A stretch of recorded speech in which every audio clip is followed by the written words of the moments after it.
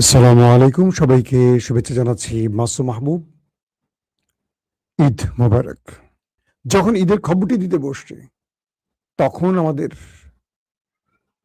America নামক দেশটির president Donald ট্রাম্পের নির্দেশে ইরানের গুরুত্বপূর্ণ কয়েকটি শহরে ব্যাপক অ্যাটাক হয়েছে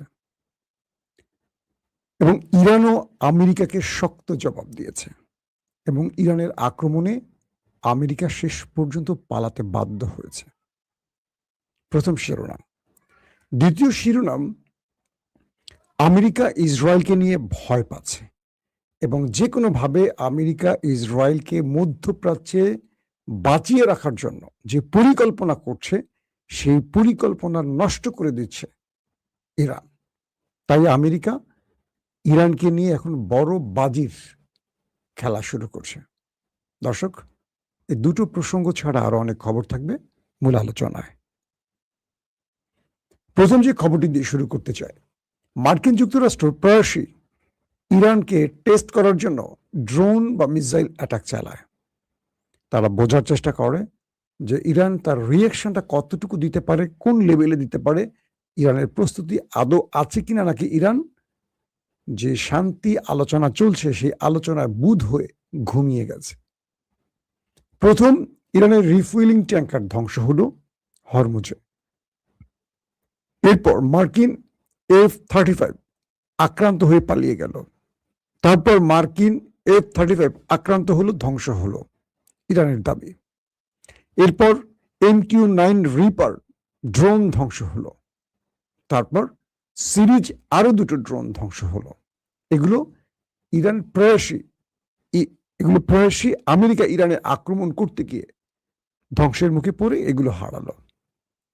এর মাঝে ওমান সাগর থেকে হরমুজ প্রণালীতে রাডার বন্ধ করে, তার নেভিগেশন বন্ধ করে লুকিয়ে ঢোকার চেষ্টা করে যখন নেভাল ব্লকেট তৈরি করে রাখে আমেরিকা।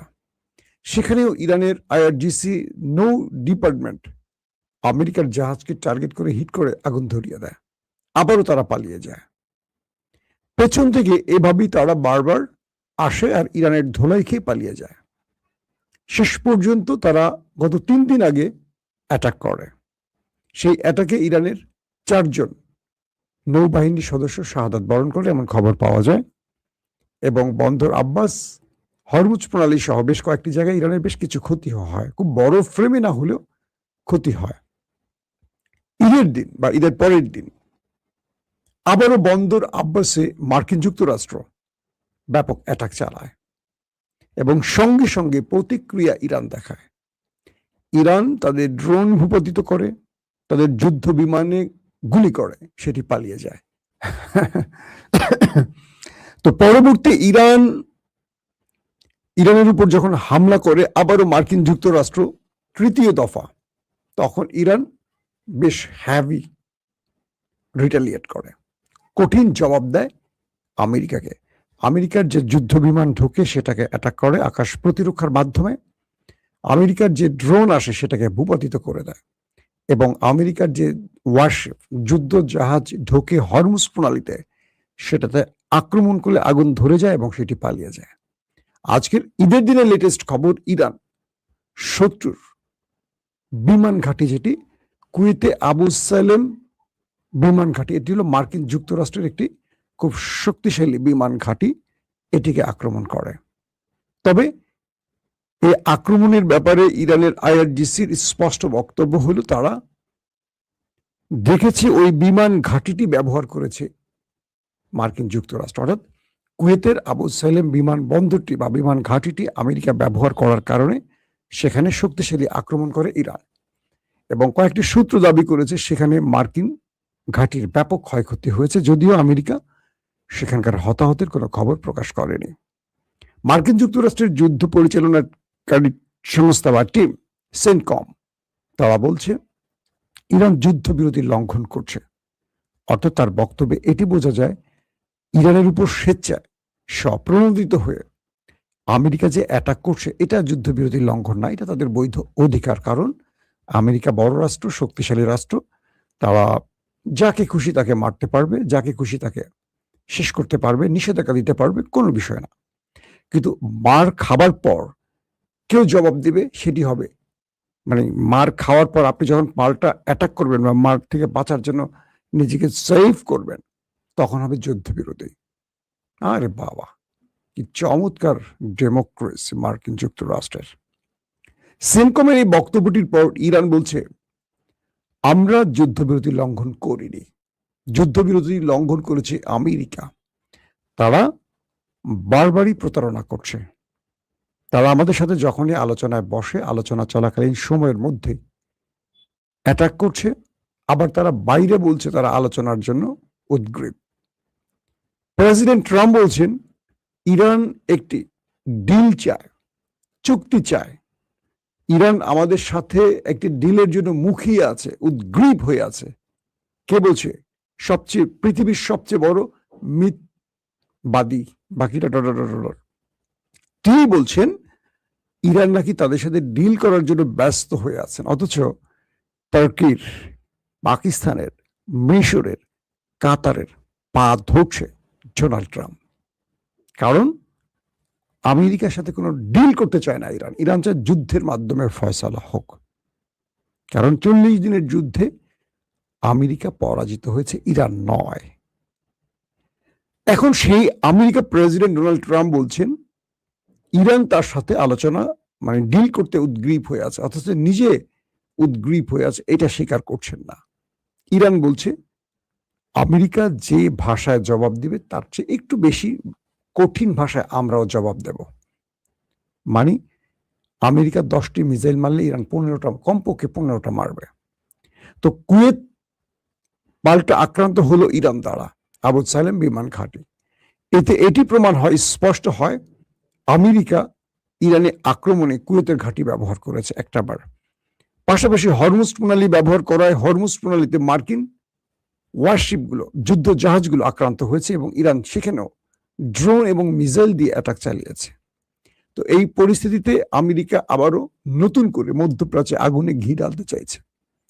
প্রশ্ন হতে পারে, ডোনাল্ড ট্রাম্প একদিকে আলোচনার কথা বলছেন, অন্যদিকে যুদ্ধ করছেন কেন? তার প্রধান কারণ, এই যুদ্ধে ডোনাল্ড ট্রাম্প কিছু পাননি, কিন্তু ইসরায়েলকে খালি হাতে রাখতে চান না বা খালি হাতে ফিরাতে চান না ডোনাল্ড ট্রাম্প।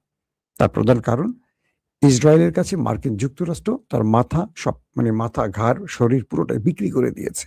এই ছোট রাষ্ট্র যেভাবে চায় আমেরিকা সেভাবে চলে, এটা আবার প্রমাণ হয়েছে। কারণ প্রতিদিনই ডোনাল্ড ট্রাম্প তার সারাদিনের কাজের শেষে নেতানিয়াহুকে তার ফিরিস্তি জমা দিতে হয়, তার রিপোর্ট জমা দিতে হয়, ওস্তাদ আজকে সারাদিন এটা এটা করেছে, এটা এটা হয়েছে। বলা হচ্ছে মধ্যপ্রাচ্যে আমেরিকা ইসরায়েলকে একটা শক্তিশালী জায়গা রাখতে চেয়েছিল, ইরান সেই জায়গাটা ভেঙে দিয়েছে। এখন মধ্যপ্রাচ্য কন্ট্রোল করছে ইরান। কারণ আমেরিকা এবং ইসরায়েলকে যে শক্ত মারটা দিয়েছে ইরান, এরপর মধ্যপ্রাচ্যের প্রত্যেকটি রাষ্ট্র গোপনে ইরানকে ওস্তাদ ডেকে বসছে, বলছে তুমি এখন আমাদের বস, ওস্তাদ। তুমি যে আমেরিকাকে ধোলাইটা দিচ্ছ এতে আমরা খুশি, বাট সামনে কিছু বলতে পারি না আওয়াজ করে, কারণ স্যাংশন দেবে, নিষেধাজ্ঞা দেবে। তাহলে কি করতে হবে? তুমি মাইটা চালায় যাও, আমরা পেছনে আছি, যখন তুমি বিজয়ী হবে আমরা প্রকাশ্যে তোমার পক্ষে দাঁড়াবো। এদিকে ইরানের কয়েকটি যারা হরমুজ প্রণালীতে টোল আদায় করছে তাদেরকে আবার স্যাংশন দিয়েছে আমেরিকা এবং বলছে যে ইরানের সাথে তারা আর আলোচনা করবে না। ডোনাল্ড ট্রাম্প দেখবেন একটু পরে আবার টুইট করবে, আমরা আলোচনা করতে প্রস্তুত, শান্তি চাই। আসল বিষয়টা কি, আসেন অল্প কয়েকটা শব্দে বুঝিয়ে বলি।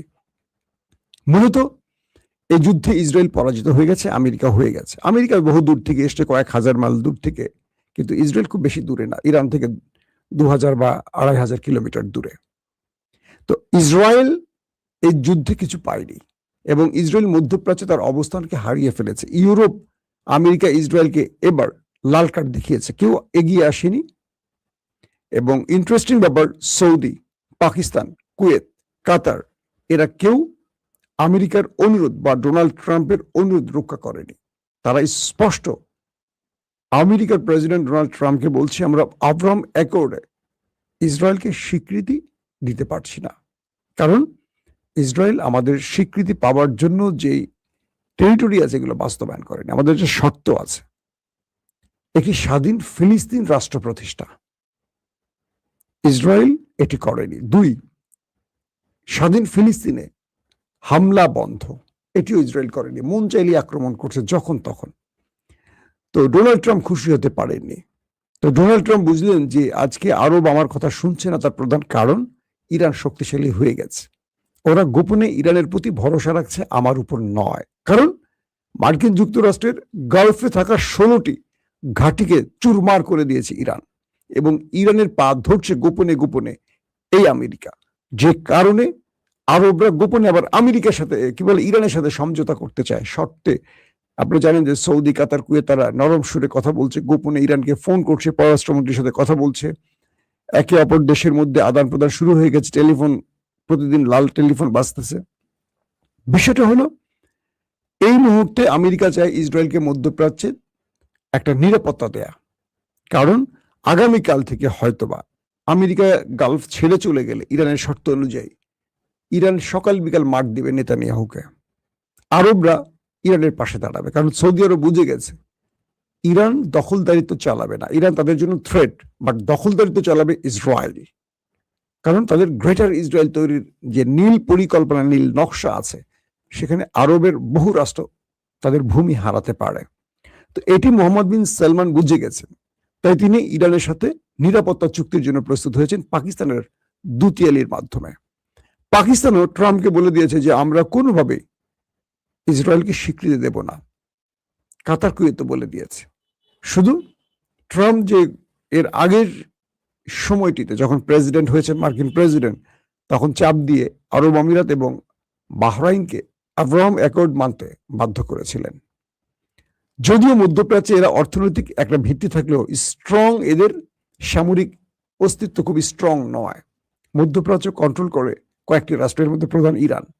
সৌদি আরব মোটামুটি স্ট্রং মানে সামরিক দিক থেকে।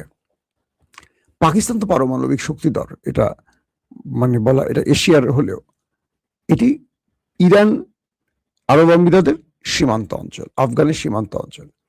তো এই মুহূর্তে ডোনাল্ড ট্রাম্প আসলে চাইছেন আব্রাহাম অ্যাকর্ডে এই রাষ্ট্রগুলো স্বীকৃতি দেখ, এবং এটি হবে তার সবচেয়ে বড় বিজয়। বা এই যুদ্ধ শেষ করে তিনি চলে যাওয়ার আগে এটি বলে যাবেন যে দেখো, এই যুদ্ধ শুরু করে মুসলিম রাষ্ট্রগুলোকে কান ধরে এনে আমি ইসরায়েলের সাথে ইসরায়েলকে স্বীকৃতি দেওয়ার পক্ষে নিয়ে এসছি, বা ইসরায়েলকে তারা স্বীকৃতি দিয়েছে।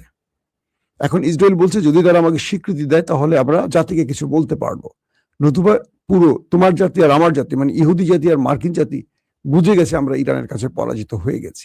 মূলত এই জায়গাটা এখন যুদ্ধ আটকে আছে।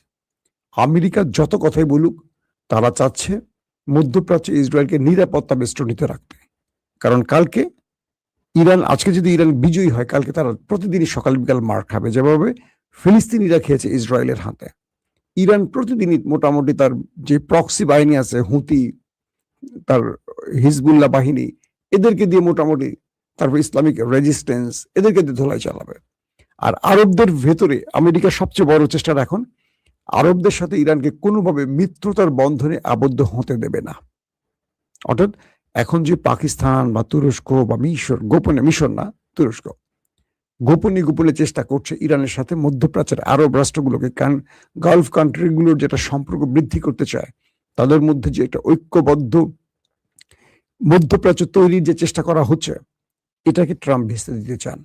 কারণ ট্রাম্প মনে করছেন ইরানের সাথে বা ইরানের প্রতি আরবের ভয় কেটে গেলে গালফ ছেড়ে চলে যেতে হবে, পেট্রো ডলারের দেশ ছেড়ে যেতে হবে আমেরিকাকে।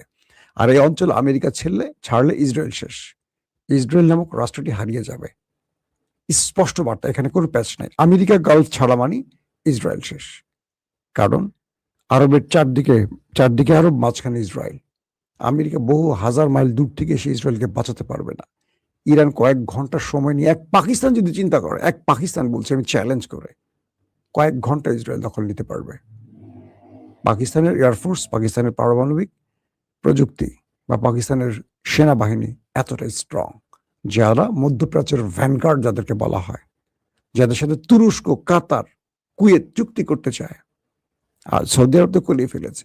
তো এই পরিস্থিতির মধ্যে আমেরিকার চেষ্টা হলো ইরানের যে এখন বারবারই আক্রমণ করছে, আবার ইরান যে পাল্টা জবাব দিচ্ছে, এর একটাই অর্থ আরবকে চাপ দিয়ে আব্রাহাম অ্যাকর্ডে একটা সাইন করাতে চাচ্ছে। মূলত এটাই হলো ডোনাল্ড ট্রাম্পের ফাইনাল রাউন্ডের খেলা। এই খেলা যদি হেরে যান, বিশ্বাস করা যাচ্ছে হেরে যাবে, কারণ আরব ইরানের সাথে যে সমঝোতা আলোচনা চলছে এটা খুব এগিয়ে যাচ্ছে সামনের দিকে, এবং খুব শীঘ্রই একটা বড় যুদ্ধ তৈরি হতে পারে। কারণ ট্রাম্প এবং নেতানিয়াহু কিছু পাচ্ছে না, তার ঝুলি পুরোটাই খালি। একটা কিছু লাগবে আগামী দিনে জাতিকে বোঝাবার জন্য যে এটি চেয়েছিলাম, এটি পেয়েছিলাম। না ইউরেনিয়াম পাচ্ছে, না ব্যালিস্টিক প্রোগ্রাম ধ্বংস করতে পারছে, না রেজিম চেঞ্জ ঘটাতে পারছে, কিচ্ছু পারে নাই। এত বিশাল খরচ করে আমেরিকা যদি কিছু না পায়, ট্রাম্প আর নেতানিয়াহু তার জাতিকে আসলে কি বলবে? আবারও ঈদ মোবারক। আল্লাহ হাফেজ।